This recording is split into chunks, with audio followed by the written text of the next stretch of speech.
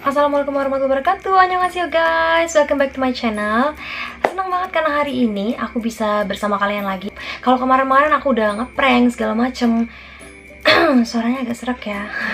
Jadi hari ini aku akan kembali ke konten asli aku, yaitu tentang K-pop. Sesuai dengan judulnya, aku bakal bahas tentang orang-orang di balik kesuksesan BTS. Buat kalian yang penasaran, jangan lupa ikutin sampai akhir ya.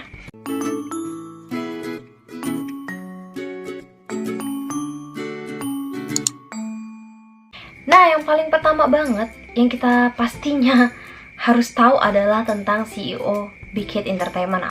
CEO atau pemilik atau founder dari BTS ini adalah Bang Si-hyuk, yang biasa dipanggil Bang PD-NIM. Bang Si-hyuk ini awalnya adalah produser dari JYP Entertainment yang berhasil membuat lagu-lagu yang hits, contohnya lagu-lagu dari boyband G.O.D, salah satu boyband terlaris di Korea sana. Hingga suatu hari dia memutuskan untuk keluar dari JYP karena dia merasa sudah ingin mengepakkan sayapnya gitu lah ya, dan mendirikan perusahaan dia sendiri yang diberi nama Big Hit Entertainment. Karena dari Bang Si-hyuk PD-NIM ini adalah dari awal dia udah janji sama BTS kalau dia akan membebaskan BTS untuk berkarya. Makanya sampai sekarang kan kita lihat karya-karya BTS itu nggak bisa dihindari banget, karena banyak banget yang udah mereka telurkan, baik itu mereka jadi produser, jadi lirikis, itu karena dari Bang Si-hyuk. Dan yang terpenting adalah membangun mental dari member BTS itu sendiri. Dibangun mindsetnya untuk tetap bisa sukses seperti sekarang ini kan pasti ada pembangunan mental yang hebat banget dari Bang Si-hyuknya sendiri. Dia juga punya otak yang encer juga, karena dia adalah alumni dari Seoul University atau salah satu universitas terbaik di Korea sana. Gak cuman itu, Bang Si-hyuk ini juga deket banget sama member BTS, kayak gak ada jarak gitu ya, walaupun tetap ada rasa segan, tapi ya dia selalu berusaha untuk dekat dengan member BTS.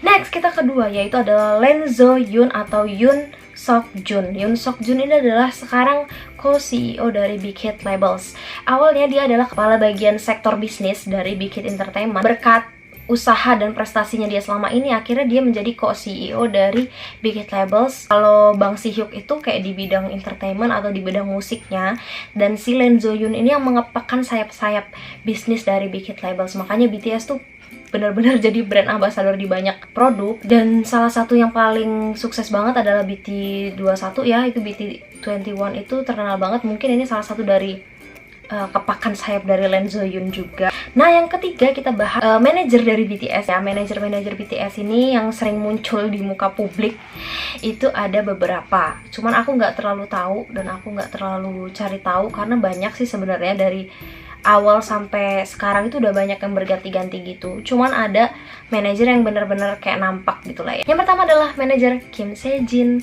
Buat yang belum tahu, ini nggak mungkin sih nggak tahu, mungkin nggak tahu namanya tapi tahu mukanya. Ada di gambar ini. Manajer Kim Se-jin ini udah ada dari BTS awal debut. Yang kita tahu juga Kim Se-jin ini selalu setia nemenin BTS kemanapun itu BTS pergi, baik itu kayak schedule official atau schedule unofficial. Awalnya dia mungkin kayak sebutannya pemimpin road manager dari BTS, tapi katanya sih ya dia baru-baru ini diangkat jadi kayak ketua protokol dari artis manajemen gitulah ya. Karena emang selama ini kelihatan banget sih kayak dedikasinya ke BTS tuh wow banget. Yaudahlah ya, aku padamu Kim Se-jin, entah sampai kapan kamu jadi manajer BTS, tapi terima kasih banget karena kamu selalu perhatian dengan member BTS dan selalu menunjukkan wajah-wajah kebapaan gitu ya, kayak sayang banget gitu loh sama member BTS. Jadi Kim Se-jin, selama kamu masih jomblo, kita nggak tahu jadi jomblo apa enggak, tapi kayaknya sih dari tampang-tampangnya dia belum nikah ya, jagalah member BTS dengan sebaik-baiknya. Next, ke manajer yang kedua yang sering banget muncul itu adalah manajer Song Ho Bom. Song Ho Bom ini juga kayak Kim Se-jin, ada dari awal BTS debut sampai, aku nggak tahu sampai kapan, cuman kan dia nikah tahun 2018 yang ada video BTS nyanyi lagu DNA itu. Dan kalau aku lihat di kredit album Map of the Soul 7 itu manajer Song Ho Bom udah nggak ada namanya. Aku nggak tahu dia diangkat jadi staff bagian lain atau dia udah nggak di Big Hit Entertainment lagi. Itu masih menjadi pertanyaan buat aku. Tapi manajer Song Ho Bom selama jadi manajer BTS aku bisa kasih jempol banyak, karena dia salah satu manajer utama juga dan selalu berusaha untuk dekat dengan member BTS. Next, ke manajer yang sempat buat heboh kalangan ARMY karena dia terlihat ganteng banget di airport. Itu ada fotonya di sini. Itu manajer yang nggak tahu namanya ini siapa, tapi mengecewakan ARMY di awal tahun ini karena ada postingan yang tersebar atau ada thread yang tersebar kalau dia bawa pacarnya masuk ke dalam van atau mobilnya BTS, dan pacarnya itu ngupload foto-foto di vannya BTS dan ngomong ini vannya artis dan segala macam. Ya, karena van itu kan bisa aja ada barang-barang pribadinya member BTS ya. Tapi dengan enaknya si cewek ini curhat gitu ya kalau cowoknya adalah artis manajemen. Salah banget tindakannya, dan kalau katanya si manajer ini langsung diputus kontraknya dari Big Hit Entertainment. Next kita ke bodyguardnya member BTS yang terkenal banget juga. Karena dia muncul beberapa tahun ini ya. Kayaknya sih nggak dari awal, kalau kalian tahu boleh di komen. Manajer ganteng ini sering banget muncul dan ngelindungin member BTS. Banyak banget kayak heart-fluttering moment gitu lah ya. Banyak banget momen yang buat kita didugin-dugin oleh kebaikannya dari manajer ini. Tapi nggak tanggung-tanggung juga, manajer ini bakal ngelakuin apa aja untuk ngelindungin member BTS. Ada banyak video dia nge-push fansnya, walaupun emang itu harus digituin sih biar fans-fans itu yang di bandara itu nyah gitu lah. Manajer yang ini juga termasuk yang deket juga sih sama member BTS, dan ada beberapa kayak dia ngasih jaketnya dia ke RM karena RM kedinginan, dan ada juga saat lagi speech di Melon Music Award 2018 dia kelihatan kayak berkaca-kaca gitu saat si Jungkook lagi speech. Kita next ke performance directornya BTS, yaitu adalah Son Seung-deuk. Bacanya mungkin kalau salah kalian boleh benerin. Jadi Son Seung-deuk ini udah ada dari awal BTS debut, dari trainee, dan dia adalah koreografer nomor satunya BTS. Jadi memang salah satu pencipta koreo-koreo kerennya BTS ya, Son Seung-deuk ini, Mr. Son ya disebutnya. Ini terkenal banget juga sih karena beberapa kali dia udah dapet best choreographer atau best performance director dari beberapa ajang penghargaan di Korea sana. Son Seung-deuk ini juga ikut terus keliling dunia dengan BTS karena dia kan harus selalu memantau performance-nya dari BTS. BTS itu kurangnya di mana, makanya itu bisa muncullah BTS yang sekeren sekarang dengan dance-nya yang luar biasa, itu berkat Son Seung-deuk ini. Next ke produser di Big Hit Entertainment. Ada beberapa produser yang tetap dan ada juga yang nggak tetap, dan aku cuman bahas yang aku tahu aja. Mungkin kalau nanti ada yang kurang kalian boleh tambahin di kolom komentar. Yang pertama adalah P-Dog. Namanya aslinya adalah Kang Hyo-won. Dia sebagai produser utama, umurnya 36 tahun, dan dia aktif dari tahun 2007. Aku nggak tahu tepatnya dia di Big Hit Entertainment dari tahun berapa, tapi dia dari awal sudah ada gitu kreditnya dari album paling pertamanya BTS. Lagu-lagu yang diproduserin sama P-Dog ini udah banyak banget, karena dia produserin hampir semua title track dari BTS. Dari mulai Nomor Dream sampai ke On, itu kebanyakan dia yang produserin. Nggak usah aku sebutin satu-satu, karena itu banyak banget ya. Yang akhirnya membuat dia ini dapat Producer Award di Mama 2017 sama 2018. Dia juga dapat Best Composer, gitu-gitulah, banyak prestasinya. Nah, next ke produser yang kedua adalah Supreme Boy. Aku gak tau baca yang gimana, kayaknya sih Supreme Boy bener lah ya. Nama aslinya adalah Shin Dong-hyuk. Umurnya masih 26 tahun guys, seumuran sama Namjoon.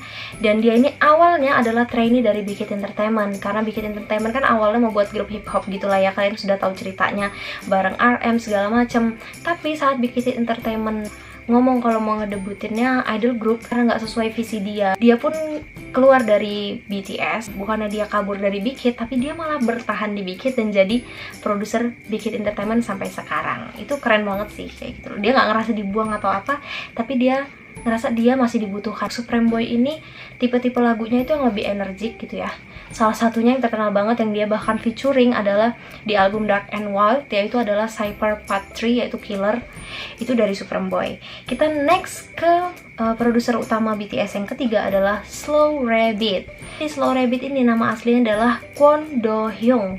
Umurnya masih 29 ya, jadi dia ini aktif dari tahun 2013. Kita nggak tahu di Big Hit dari kapan, cuman dia udah lama banget sih, aku lihat ada di kredit-kreditnya album BTS. Salah satunya yang dia jadi produser adalah di lagu Dead Lips, itu adalah Goyop yang produsernya Suga juga, jadi dua produser di situ ya.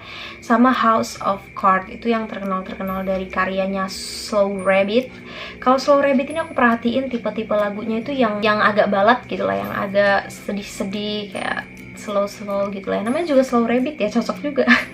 Terus ada juga video yang dia pernah nangis saat BTS dapet Daesang di Mama 2016 itu nunjukin kalau dia ini sayang banget sama member BTS, deket banget sampai bisa nangis dan terharu saat mereka menang award.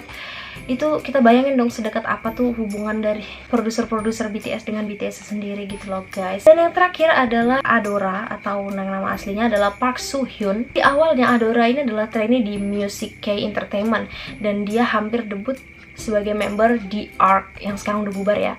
Awalnya dia jadi trainee tapi dia gagal debut. Dia audisi di Big Hit Entertainment dan direkrut dari 2016 Next New Creator. Jadi bener-bener dia tuh audisinya untuk jadi kreator di Big Hit Entertainment, bukan untuk jadi artisnya gitu ya guys ya.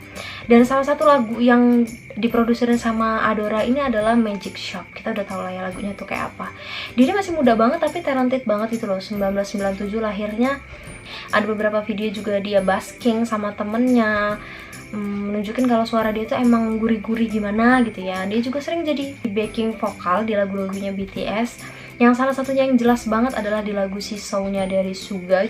Dan Adora ini kayak spesial gitu sih kita ngeliatnya. Jadi kayak dia tuh disayangin sama semua produser-produser yang cowok di Big Hit Entertainment. Ada juga kayak momen-momen di Instagram yang mereka selalu makan bareng segala macem. Jadi kayak emang deket sih gitu hubungannya antara produser dan BTS. Nah sebenarnya ada beberapa nama lagi produser utamanya BTS, cuman aku nggak terlalu tahu karena mereka juga nggak terlalu yang sering muncul gitulah ya di sekitarannya orang-orang yang tadi itu. Kayak yang kita sering dengar udah beberapa kali kreditnya ada di albumnya BTS kayak His Noise, Dogs Kim. Nah jadi itu dia tuh ya orang-orang di balik kesuksesan member BTS. Kalau ada yang kelewat kalian boleh tambahin di kolom komentar. Gimana pendapat kalian tentang orang-orang di balik kesuksesan BTS itu? Apakah ada yang benar-benar membuat kalian tuh kayak, ih gue suka nih sama ini, atau ih keren banget sih karyanya, atau keren banget perjuangannya untuk BTS? Ada orang-orang di balik mereka yang rela untuk bangun paling pagi, bangun lebih pagi dari member BTS, memastikan BTS sudah sampai ke dorm dengan selamat. Kita harus menghargai itu juga. Nggak cuma BTS yang harus menghargai, tapi kita juga sebagai fans ya. Walaupun kita juga memegang andil yang besar juga dalam kesuksesan BTS, tapi staff-staffnya ini juga nggak bisa dilupain gitu aja. Jadi itu aja yang bisa aku sampaikan hari ini. Semoga videonya bermanfaat, bisa nambah-nambah sedikit pengetahuan kalian tentang BTS. Kalau kalian suka, jangan lupa like, subscribe, dan komen biar aku semangat terus bikin video untuk kedepannya. Sampai ketemu di video-video selanjutnya. Dadah!